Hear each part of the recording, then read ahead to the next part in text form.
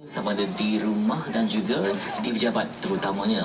Dan itu kita akan bersama dengan Tan Sri di dalam time Tan Sri sebagai pengerusi Lembaga Pengarah NIOSH, National Institute of Occupational Safety and Health, dan juga kita bawakan Ketua Kecemerlangan Ekonomi NIOSH, Cik Reni Makzim. Dan kita akan beri kefahaman sedalam mungkin, termasuk ada demonstrasi untuk memudahkan fahaman kita tentang ekonomi ini. Baik, Tan Sri, sebagai peringkat awalnya bila tersebut terma ergonomi ini, mungkin dia ramai yang mungkin sama-sama ya, tapi mungkin dapat Tan Sri berikan sedikit penjelasan pasti yang mudah, Tan Sri, sebagai introduksi. Ya, itu sebelum saya itu bermula, ingin saya mengucapkan salam Aidilfitri lah. Ya. Ini kepada semua kru dan juga ini penonton-penonton MHI TV3.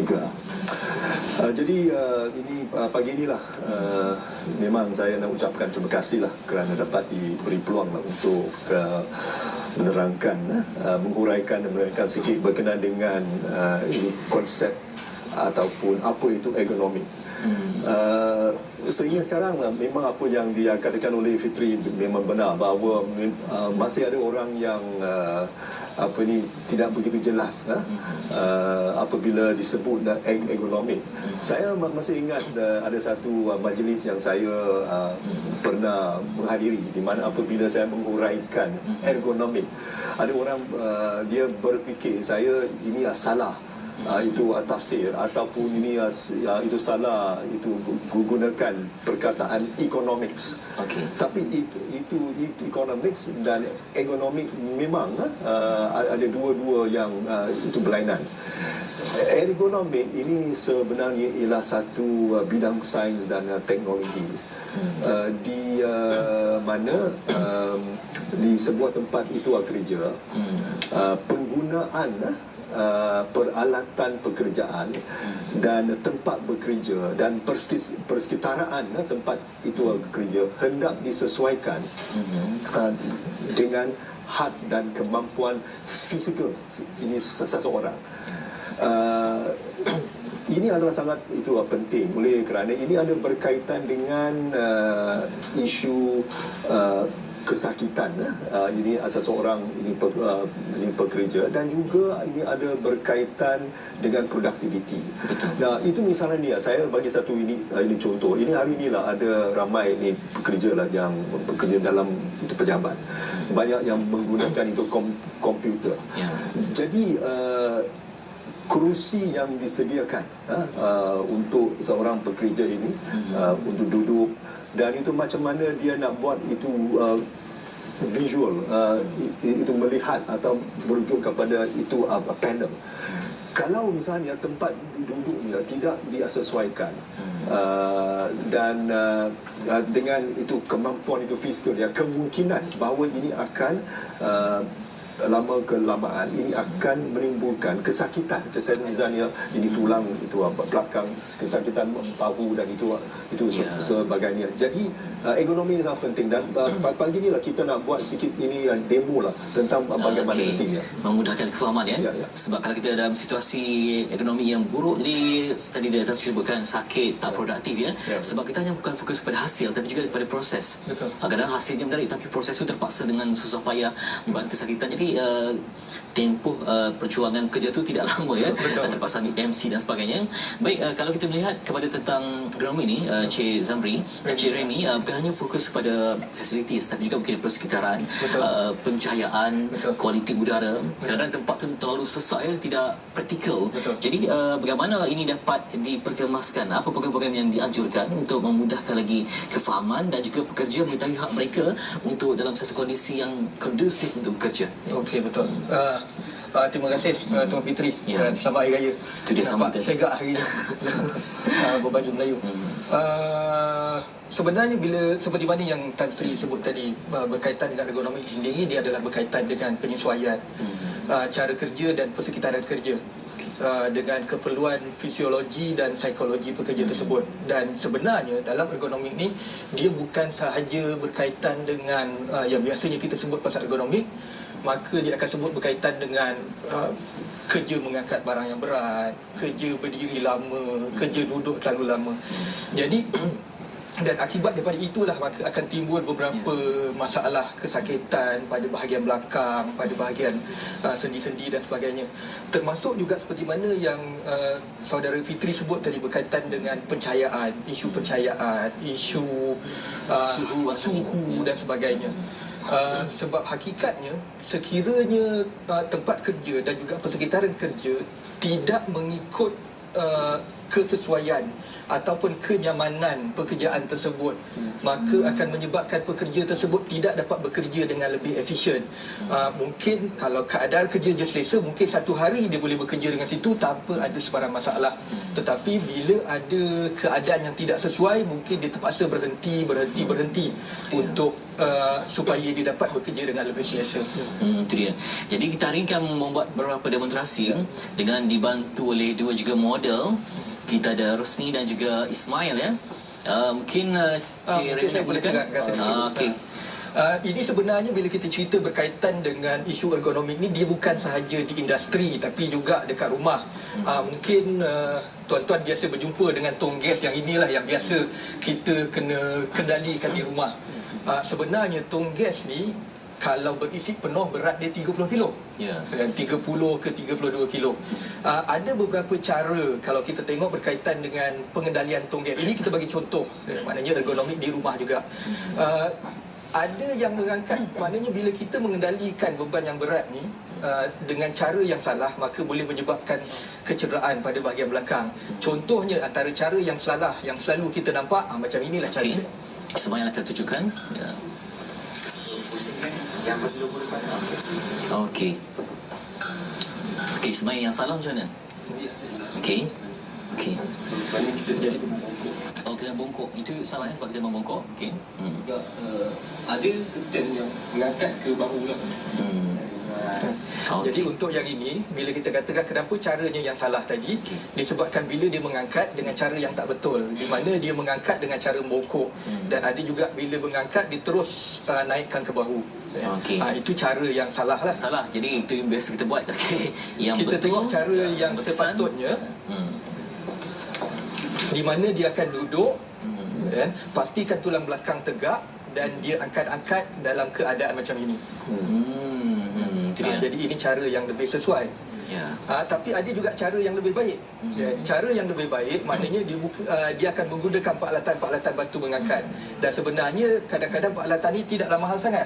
Contohnya apa yang kita akan buat, bila mengangkat dia akan gunakan troli gas macam tu. Jadi kita mengambil peluang ada fasilitis yang membantu kita untuk mempermudahkan urusan kerja. Ya, betul. Yang juga melibatkan juga tentang aspek industri. Kalau mungkin setengah syarikat dia perlu juga melabur untuk satu tujuan itu, memperbaiki keadaan, mungkin jalan ke tempat kerja itu mungkin agak mengundang bahaya. Jadi merangkumi semua aspek.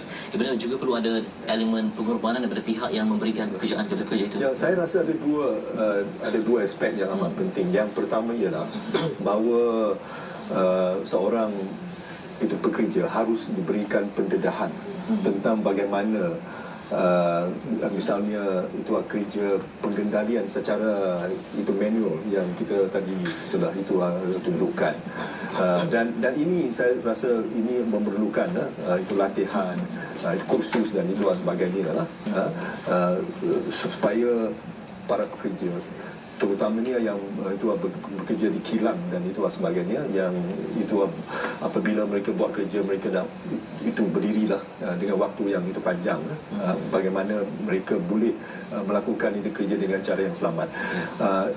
Yang kedua yang saya rasa amat penting ialah tentang aspek ini pelaburan.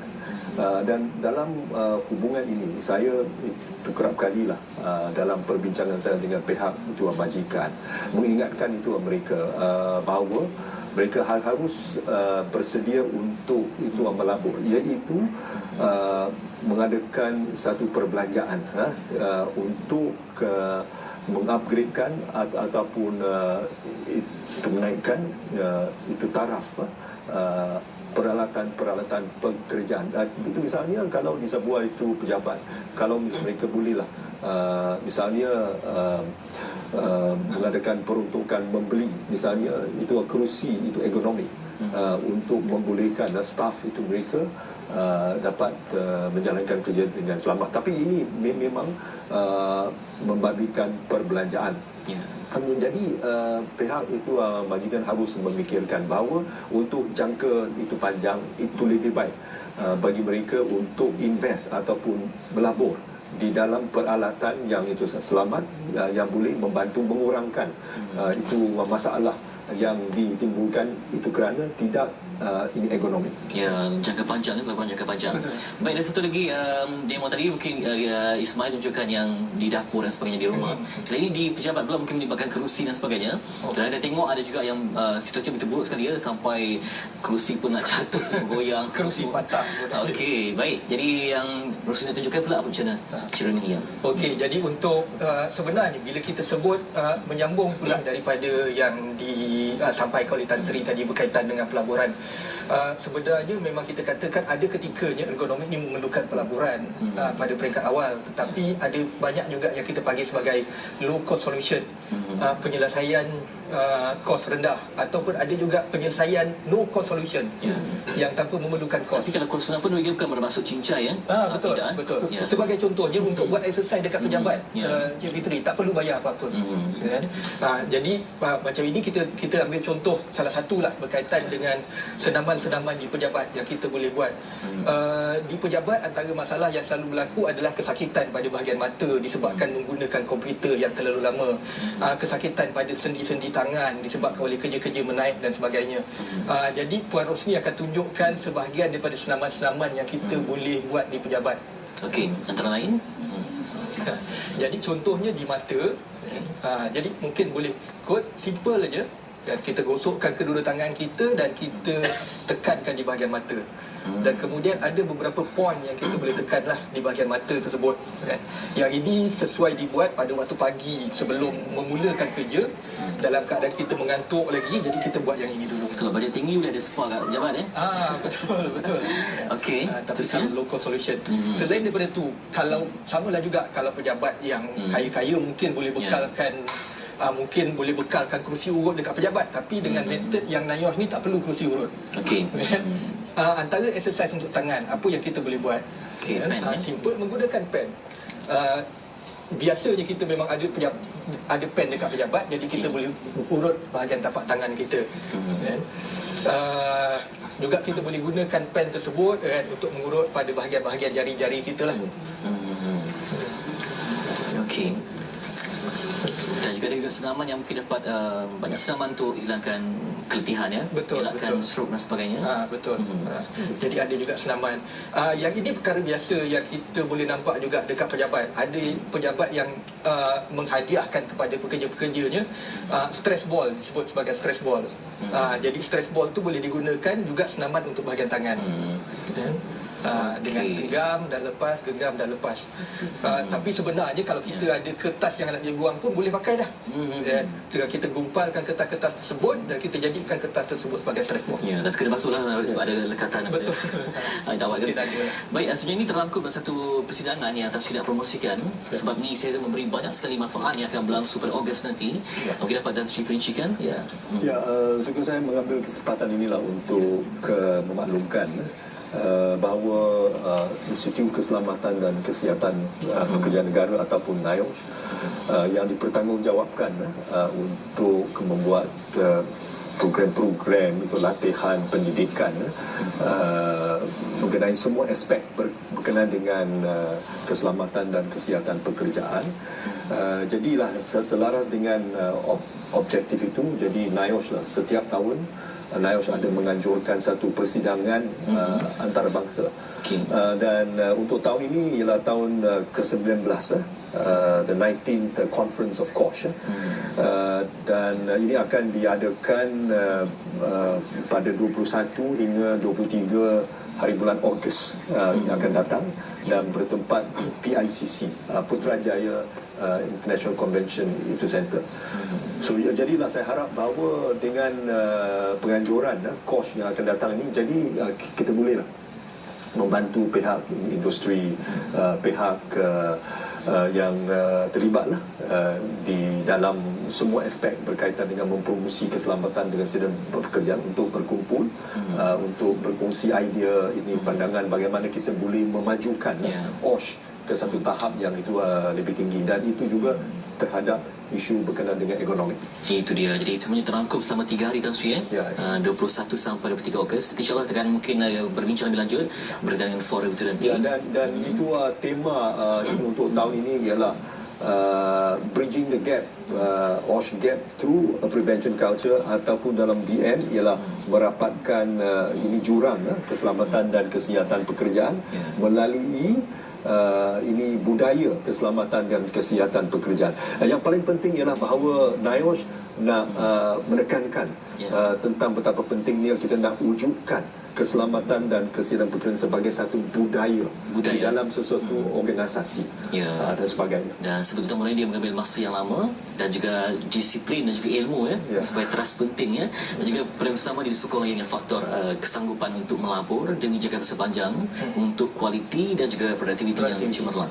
Terima kasih ucapkan kepada Tan Sri Lilam Tai sebagai pengerusi Lembaga Pengarah NIOSH, dan juga kepada Cik Remy Mazin, Ketua Kecemerlangan Agronomik NIOSH, juga kepada model kita pramugari, peragawati semua, Rosli dan juga Ismail, yang menunjukkan demonstrasi walaupun ringkas tapi juga ilmu yang dapat kita bawakan. Hari ini bermula ramai yang masuk kerja. Okey, kalau ada stres tu mungkin kalau nak kacau dulu, ada senam-senaman yang sesuai untuk kita lakukan bersama. Baik, kita dah terus langsing bersama dengan Faria yang firmannya langsing dari dulu. Apa rahsianya?